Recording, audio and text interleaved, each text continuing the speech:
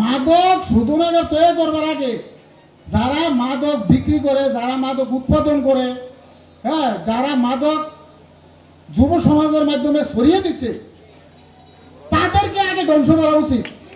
খুব আনন্দ লাগছে আজকের এই আয়োজন যারা করছেন এত সুন্দরভাবে, তাদেরকে অভিনন্দন। আজকে সবার প্রধান অতিথি নয় আসনের সম্ভাব্য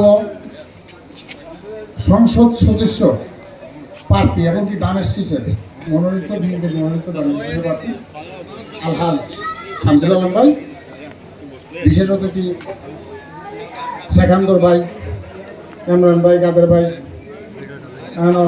নুনবী ভাই আছেন, আমাদের সিওএডের সভাপতি হোসেন সদাগর সাহেব আছেন, বিএনপি নেতৃবৃন্দ, যুবদল, ছাত্রদল, শ্রমিক দল, স্বেচ্ছাসেবক দল, মহিলা দল, সকল নেতৃবৃন্দকে আমার অন্তঃস্থল থেকে আসসালামু আলাইকুম।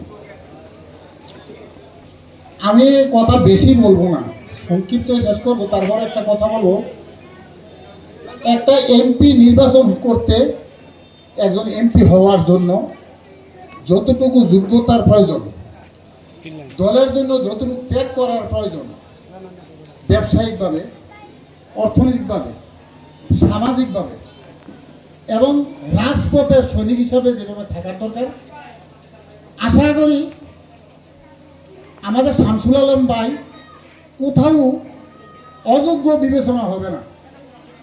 আমরা দলের কাছে আশা করব এরকম দলের জন্য ত্যাগ স্বীকার করে যারা, তাদেরকে যে দল বাছাই করে সিদ্ধান্ত নেয় আগামী দিনে সংসদ নির্বাচনে প্রার্থী হওয়ার জন্য মনোনীত করে, আমরা সকলে ঐক্যবদ্ধভাবে তা দলের সিদ্ধান্ত দিয়ে নমিনেশন দিবে। আর আমরা কাজ করবো, হ্যাঁ, কাজ করানোর জন্য চেষ্টা করব যথাযোগ্যভাবে, হ্যাঁ, আমাদের সম্মান, আমাদের দলের সম্মান, আমাদের নেতার সম্মান রক্ষা করার জন্য।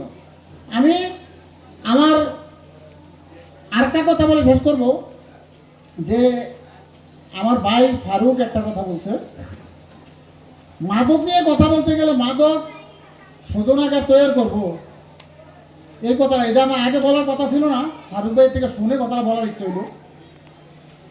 আমার মনে হচ্ছে আমি আর বিশেষ কিছু না বলে এই বলে আমার বক্তব্য শেষ করছি। আসসালামু আলাইকুম। ভুল হলে ক্ষমা করবেন।